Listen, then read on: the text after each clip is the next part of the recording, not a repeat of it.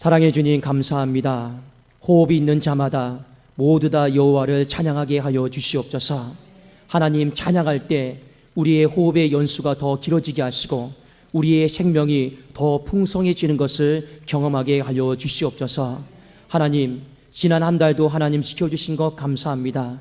새롭게 시작되는 6월 한 달, 아버지 첫 주의 예배를 하나님 앞에 올려드립니다. 하나님, 이번 한 달도 겸손하게 하여 주시옵소서.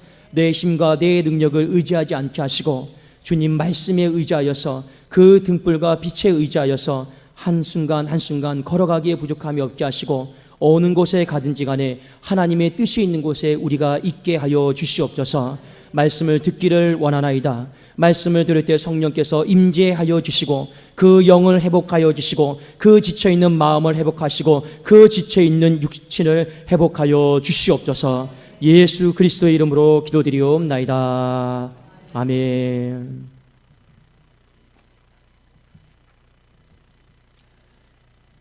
이 시편은 총 150편으로 이렇게 구성이 되어 있습니다.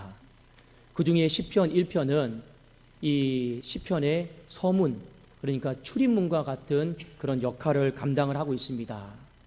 어떤 출입문의 역할을 하냐면 두 가지 길이 나와요. 복 있는 사람이 걸어가는 길과 복이 없는 사람이 걸어가는 길, 그리고 그 길의 끝이 어떠한가를 이 시편 1편 이 서문을 통해서 우리에게 잘 보여주고 있습니다. 여러분, 복 있는 사람, 행복한 사람, 그 사람은 왜 행복하고 어떤 길을 걸어갈까요? 오늘 시편 말씀을 통해서 하나님이 우리가 걸어가기를 원하는 그 길, 또 걷지 않기를 원하는 그 길에 대해서 우리가 한번 말씀을 통해 살펴보기를 원합니다. 먼저 2절 말씀을 우리 한번 같이 보시겠습니다. 복 있는 사람은 어떻게 살아가는지 함께 읽겠습니다. 시작. 오직 여호와의 율법을 즐거워하여 그의 율법을 주야로 묵상하는도다. 말씀해 보니까 이 복 있는 사람은 오직 여호와의 가르침을 즐거워하고 밤낮으로 그 가르침을 깊이 생각하고 묵상한다, 이렇게 가르쳐주고 있습니다. 여러분, 율법을 즐거워한다라고 하는 것은 어떤 의미냐면 하나님의 말씀을 듣거나 내가 읽었을 때 내가 기쁨으로 반응한다라는 거예요. 그리고 그의 율법을 주야로 묵상한다라고 하는 것은 어떤 의미냐면 내가 살아가면서 계속적으로 하나님 말씀과 관계를 맺으면서 살아간다라고 하는 의미가 바로 오늘 2절에 있는 말씀의 의미입니다. 한 가지 우리가 좀 주목해서 봐야 될 것이 있어요. 여러분, 말씀을 잘 보시면 알겠지만 복 있는 사람은 오직 누구와 관계를 맺느냐, 사람과 관계를 맺지 않습니다. 복 있는 사람은 오직 여호와 하나님 말씀과 관계를 맺는다 한 것을 우리에게 일깨워주고 있습니다. 2절 말씀을 다시 한번 보시면 오직 여호와의 율법을 즐거워하여 그의 율법을 주야로 묵상하는도다. 이 복 있는 사람은 하나님 말씀과 관계를 맺기 위해서 밤낮으로 주야로 묵상하고 애를 쓰고 있는 것을 시편은 우리에게 가르쳐주고 있습니다. 반면에 복 있는 사람 말고 복 없는 사람이 나와요. 이 사람을 시편에는 악인이다 이렇게 칭하고 있습니다. 자, 그의 삶은 어떨까요? 하나님과 관계를 맺기 위해서 애를 쓰는 흔적은 전혀 없습니다. 오히려 그의 삶은 누구와 관계를 맺기 위해서 애를 쓰냐면 사람과 관계를 맺기 위해서 부단히 애를 쓰고 있다 하는 것을 우리에게 가르쳐주고 있죠. 자, 우리 한번 시편 1편 1절 말씀을 같이 한번 보시겠습니다. 읽겠습니다. 시작. 복 있는 사람은 악인들의 꾀를 따르지 아니하며 죄인들의 길에 서지 아니하며 오만한 자들의 자리에 앉지 아니하고. 자, 복 있는 사람들은 이런 행동을 하지 않습니다, 그런 뜻이죠. 이 말을 여러분 뒤집어서 보면 이런 겁니다. 복 없는 사람은, 악인은 어떠한 행동을 하고 어떠한 삶을 살아가는가? 그는 악인들의 꾀를 따르고 죄인들의 길에 서고 오만한 자들의 자리에 앉는 그런 삶의 행동을 보인다라는 것입니다. 여러분, 1절과 2절이 명확하게 다르죠. 복 있는 사람은 오직 하나님과 관계 맺기 위해서 애를 써요. 그런데 복 없는 사람, 악인은 누구와 관계를 맺기 위해서 애를 쓰고 있습니까? 다 사람이에요. 사람과 관계를 맺기 위해서 애를 쓰는데 중요한 것은 뭐냐? 사람과 관계를 맺기 위해서 애를 쓰고 사람의 비위를 맞추기 위해서 애를 쓰다가 알게 모르게 여러분 그 선을 넘어버린다라는 거예요. 그래서 그 선을 어떻게 넘습니까? 때로는 죄인들의 가는 길에 서게 되고 악인들의 게임에 넘어가게 되고 오만한 자리에 이 빈정거리는 그 자리에 앉는 그런 하나님이 원치 않는 모습까지 그 사람은요 가게 되더라라고 하는 것을 우리에게 가르쳐주고 있습니다. 여러분 쉽게 말씀드리면 우리가 이렇게 생각해 보면 좋을 것 같습니다. 우리가 이 땅을 살아가면서 사람과 관계를 맺는 건 쉬운 일입니까? 어려운 일입니까? 어려운 일이에요. 사람의 비위를 맞추는 거 직장 생활하면서 쉬운 일입니까? 어려운 일입니까? 굉장히 어렵습니다. 믿음의 사람들은요 원치 않는 술자리를 갈 때도 많이 있습니다. 근데 가야 돼요. 또 원치 않게 이 불법을 행할 때도 많이 있습니다. 원치 않게 다운 계약서를 써줄 때도 많이 있습니다. 여러분 왜 그럴까요? 사람과 관계를 그냥 적당한 선에서 친밀한 관계로 맺으면 참 좋지만 실제로 우리가 사회생활을 하다 보면 그렇지가 않아요. 그 사람의 부당한 요구까지 안 들어주면 관계가 끊어지는 경우도 많이 있습니다. 그 사람의 비위를 맞추지 않으면 관계가 그날부로 끊어지고 우리가 해를 당할 때도 많이 있다라는 것이죠. 여러분 오늘 설교의 제목이 무엇입니까? 신맥과 인맥입니다. 여러분 맥이다라고 하는 것은 한자어로 보면 줄기 맥자를 쓰고 있습니다. 이 줄기 맥자의 여러분 뜻이 뭐냐면 이 줄기로부터 나중에 열매가 생기죠. 바로 그겁니다. 우리가 그래도 자주 쓰는 말이 인맥이다라고 하는 말을 쓰죠. 인맥은 여러분 무엇입니까? 사람과의 관계예요. 세상이 우리에게 말하는 것은 인맥을 잘 쌓아라. 인맥을 넓혀라. 그래도 인맥은요, 사람과의 관계에 어떤 네트워크를 말합니다. 그리고 왜 우리가 인맥에 힘씁니까? 그걸 잘 해놔야지 줄기에서 열매가 생기듯 우리의 삶에 잠재적으로 미래가 보장될 것이다 라고 하는 어떤 힘이 있기 때문에 그렇습니다.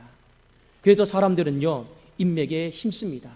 사람과의 관계에 굉장히 힘이 있습니다. 어느 정도까지 힘을 쓰느냐?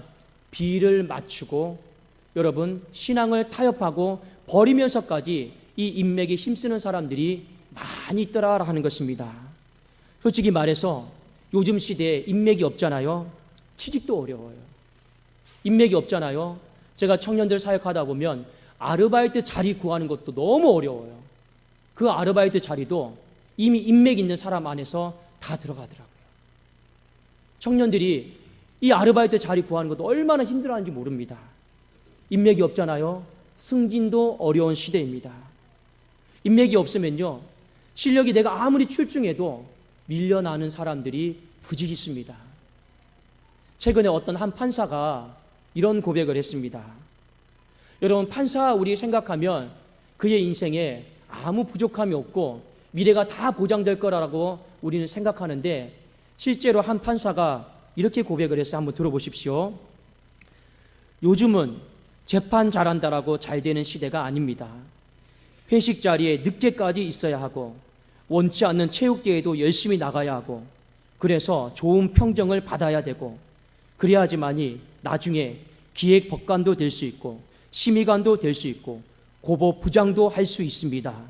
나중에 대법관도 해야 되지 않겠습니까? 그러려면 인맥을 잘 쌓아야만 되는 것 같습니다. 우리가 보통 생각할 때 미래가 보장되어 있다라고 생각하는 이 판사도 뭘 생각하고 있습니까? 인맥이요. 인맥 없으면요 살아남기가 힘들다 하는 것을 우리에게 말해주고 있는 것이죠. 여러분 그래서 인맥이 무서워요.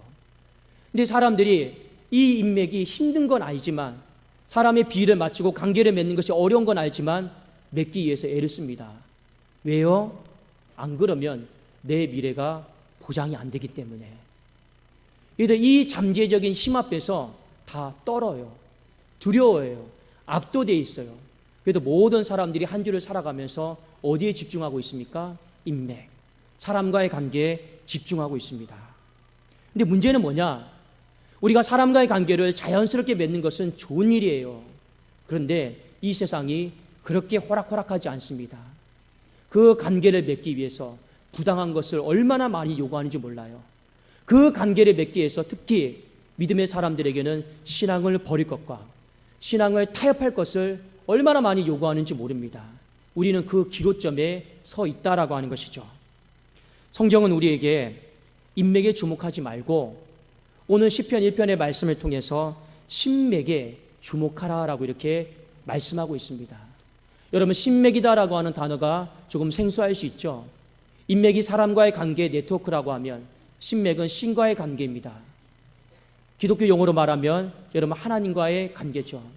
성경은 우리에게 복 있는 사람은 인맥에 집중하는 것이 아니고 복 있는 사람은 하나님과의 관계에 힘쓰고 집중한다라는 것을 우리에게 일깨워주고 있습니다. 어느 정도까지 집중하느냐? 아까 우리가 읽었던 시편 1편 2절에 있는 말씀 보니까 그의 율법을 주야로 묵상한다고 했어요. 주야가 여러분 무엇입니까? 밤낮을 말합니다. 하루 온종일 하나님과 관계를 맺기 위해서 애를 쓰고 있다는 거예요.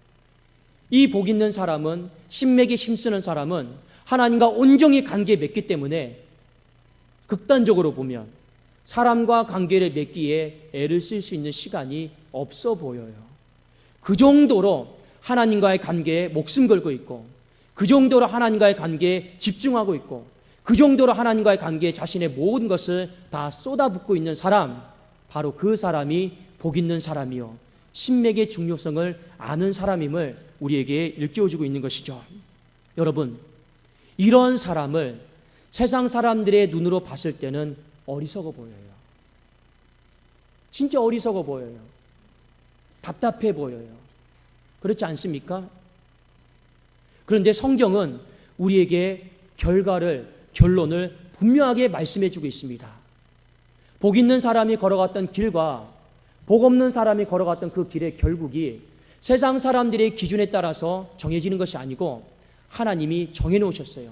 알려주셨어요. 그 결과가 어떠한지 우리 한번 시편 1편 3절 말씀을 함께 보시겠습니다.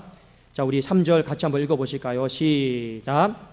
그는 시냇가에 심은 나무가 철을 따라 열매를 맺으며 그 잎사귀가 마르지 아니함 같으니 그가 하는 모든 일이 다 형통하리로다. 아멘.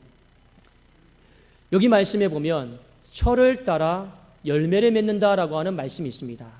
옛날 개역 성경에는 시절을 좇아 열매를 맺는다. 기억나십니까?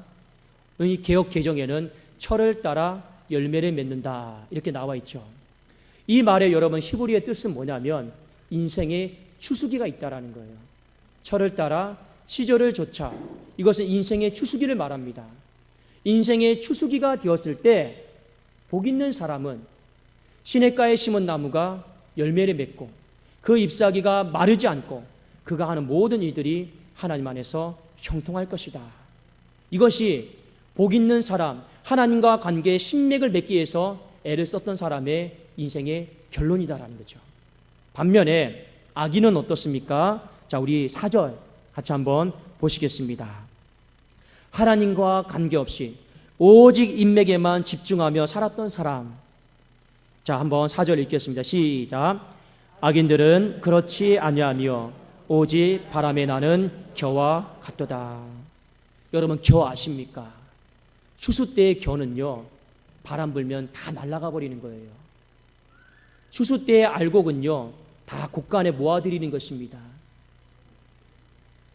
인맥을 맺기 위해서 힘썼던 사람은요, 많은 힘을 비축하고 그의 미래가 풍성할 것처럼 보이지만 성경은 우리에게 무엇이라 가르쳐주고 있습니까? 인생의 추수기에 바람에 나는 겨와 같다. 쓸모 있는 것이 하나도 없다라는 거죠. 다 헛된 것만 남아있다. 그렇게 우리에게 가르쳐주고 있습니다. 더 나아가서 오늘 시편 1편 5절 6절에 보면 오늘 말씀의 결론이 나오는데 제가 한번 읽어드릴게요. 그러므로 악인들은 심판을 견디지 못하며 죄인들이 의인들의 모임에 들지 못하리로다. 이게 여러분 무슨 말입니까?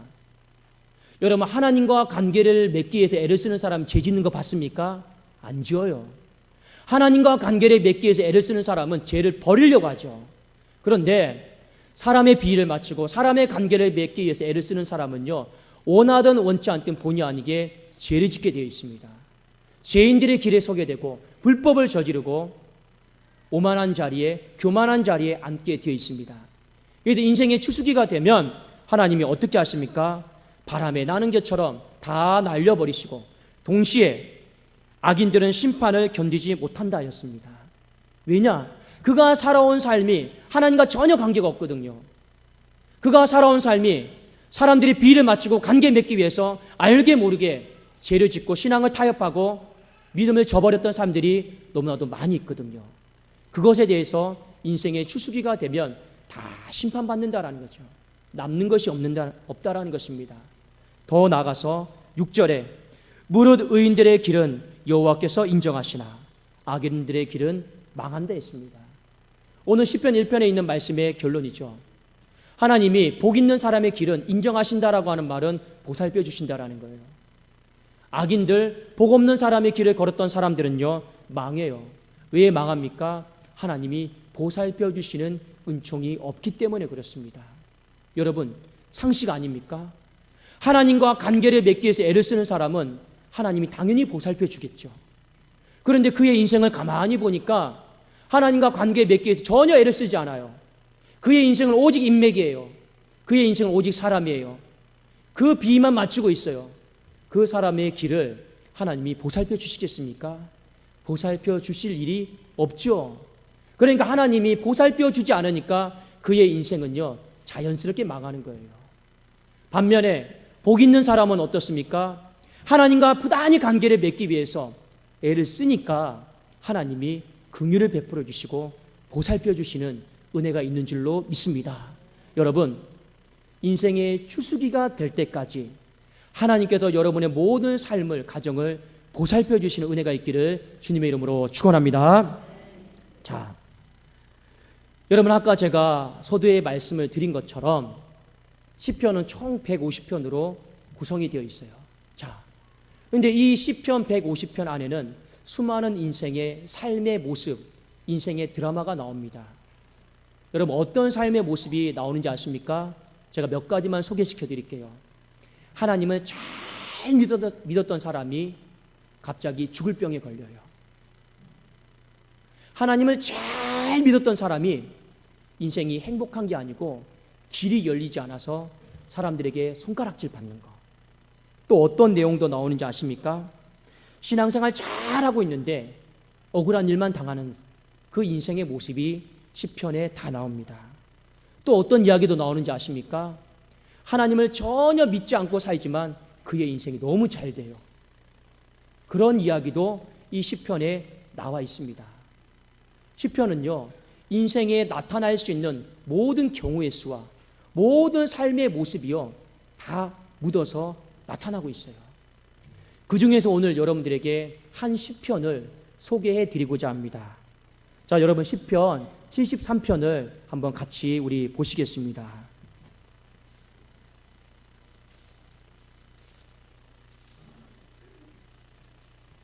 수많은 시편 중에 왜 제가 시편 73편을 여러분들에게 같이 봤으면 좋겠습니다, 이렇게 말씀을 드리냐면, 여기에는요, 악인들이 너무 잘 돼요. 그리고 믿는 사람들은요, 되는 일이 하나도 없어요. 그 내용을 가장 정확하고 적나라하게 표현한 시편이 바로 시편 73편입니다.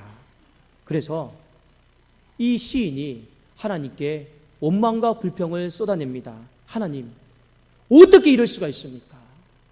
어떻게 이럴 수가 있습니까? 막 따지고 불평하고, 소위 말하면 대드는 장면이죠. 자, 악인이 어떻게 잘 되는가 여러분 한번 같이 보실까요? 시편 73편 2절, 3절, 4절, 5절인데 한 절씩 교독합니다. 제가 먼저 2절 읽겠습니다. 나는 거의 넘어질 뻔하였고 나의 걸음이 미끄러질 뻔하였으니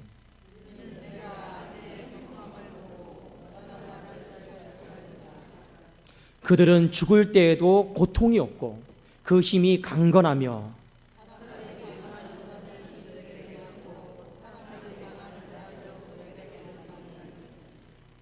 여러분 화가 나요 안 나요? 화가 나죠. 그런데 더 화가 나는 건 73편 12절입니다. 제가 한번 읽어드릴게요.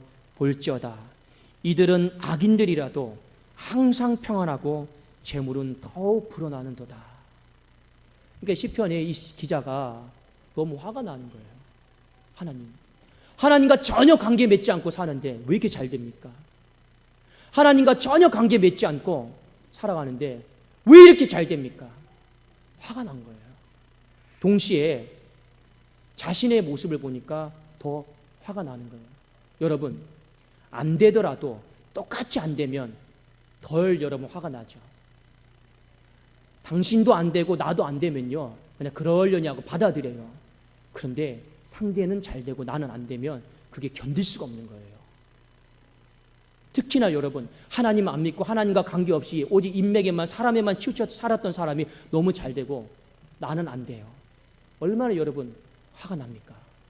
자신의 모습을 표현하는데 이렇게 표현했습니다. 자, 우리 14절 15절 같이 한번 우리 읽어보시겠습니다. 14절 15절입니다. 시작. 나는 종일 재난을 당하며 아침마다 징벌을 받아도다. 자, 여러분 이 말이 무슨 말이냐? 아침에 일어났는데 소망이 없는 거예요. 아침에 일어났는데 소위 말하면 인생의 길이 열리지 않고 직장문도 안 열려서 갈 곳도 없어요. 하루 종일 방 안에서 시간을 보내야 돼요. 아침에 일어났는데 인생에 소망이 없어요. 생명은 여러분 뭡니까? 움직여야 되고 일해야 되고 역동적이어야 되잖아요. 그런데 아침에 일어났는데 아무 소망이 없어요. 그냥 오늘은 뭐 먹고 살아야 되나? 오늘은 또 사람 만나는 것도 두렵고 오늘도 이 방 안에서 내가 하루 종일 뭐 하면서 살아야 되나? 인생에 소망이 없는 거예요. 그것이 이 시인에게 재난이고 아침마다 징벌입니다. 자, 우리 그 다음에 15절 한번 읽어볼까요? 시작. 내가 만일 스스로 이르기를 내가 그들처럼 말하리라 하였더라면 나는 주의 아들들의 세대에 대하여 악행을 행하였으리다. 시인의 마음이 여러분 어떻습니까? 차라리 내가 하나님 앞에 살아왔던 삶, 죄를 끊어버리고 하나님과 관계를 맺어왔던 삶, 이것이 도대체 무슨 의미가 있는가? 차라리 저 사람들처럼 사람과 관계 맺고 죄라도 실컷 짓고 보니까 죄 지어도 징벌 받는 것도 없고 잘 먹고 잘 살고 차라리 나도 그렇게 살아버릴까?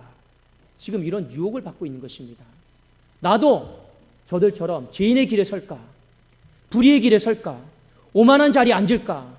지금 이 마음의 갈등이 너무 심한 거예요. 여러분 화가 납니까? 화가 나지 않습니까?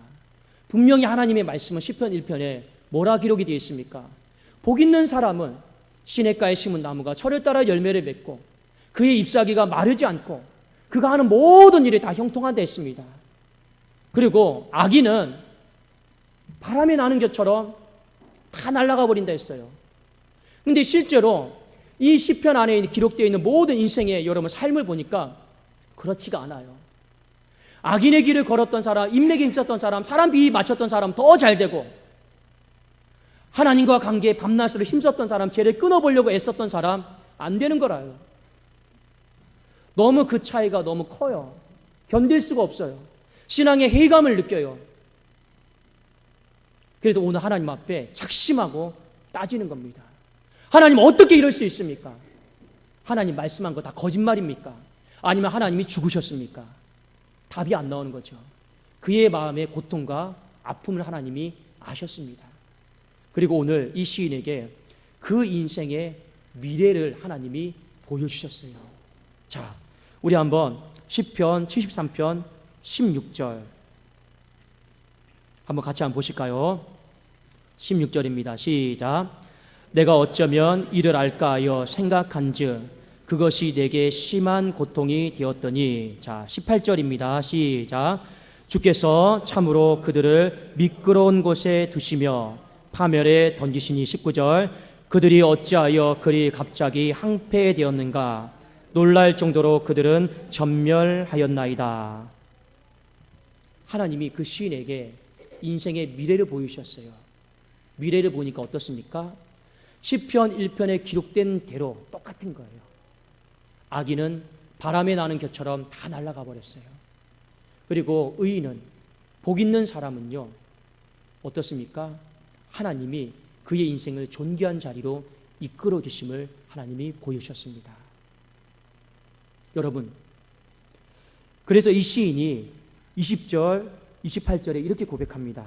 주여, 사람이 깬 후에는 꿈을 무시함 같이 주께서 깨신 후에는 그들의 형상을 다 멸시하시리이다. 그리고 나서 28절에 하나님께 가까이함이 내게 복이라. 남은 생애를 어떻게 살겠다라고 고백하고 결단하고 있습니까? 내가 사람의 길을 걷지 않겠습니다. 내가 인맥 쌓는데 힘쌓지 않겠습니다. 내가 하나님 가까이 하겠습니다.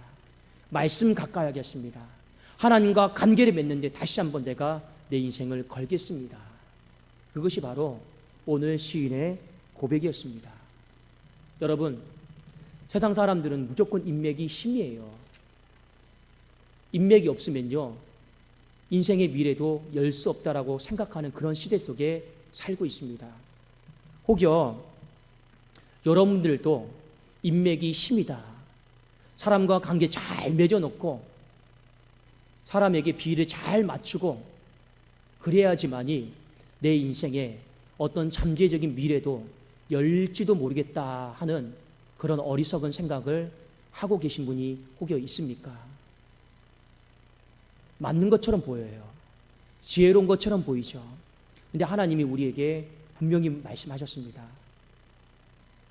인맥을 여러분 의지하지 마라. 사람 의지하지 마라. 하나님과의 관계의 신뢰, 그것에 더 집중하라는 겁니다.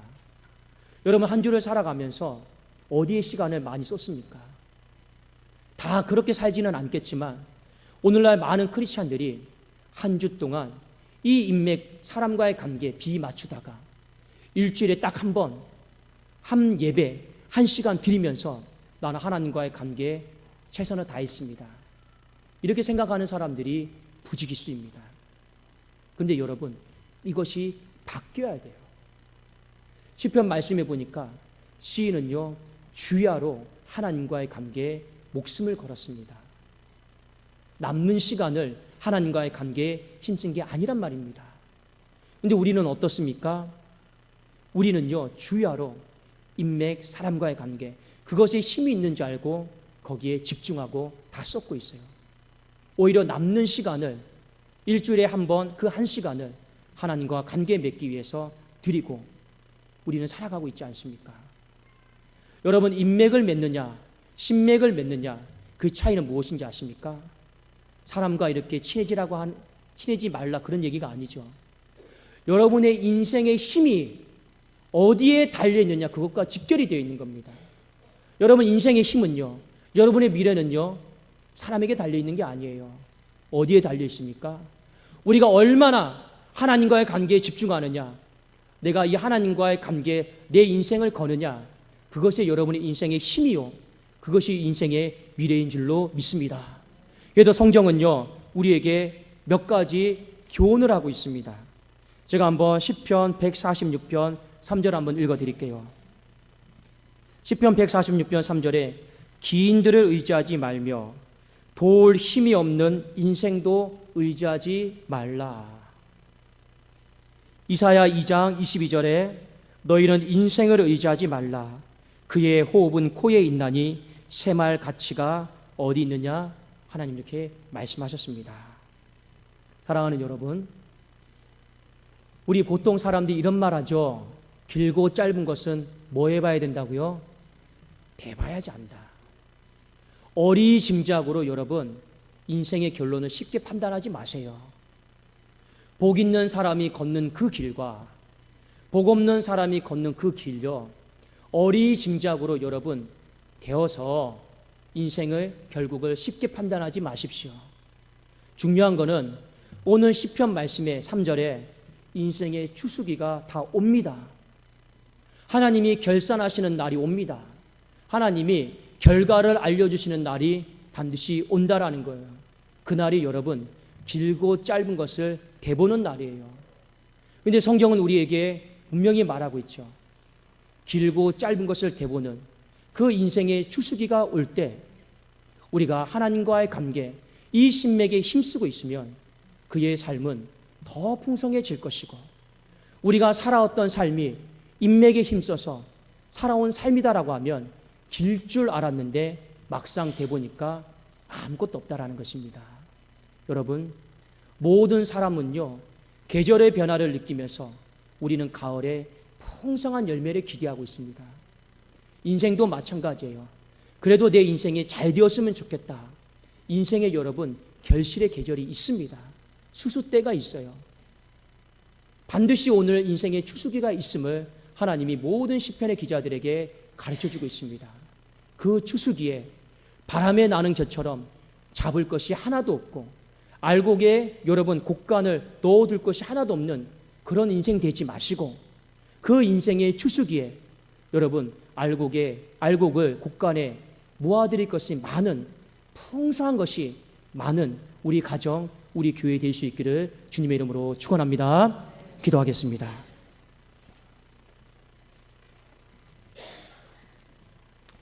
살아계신 하나님 아버지, 감사합니다.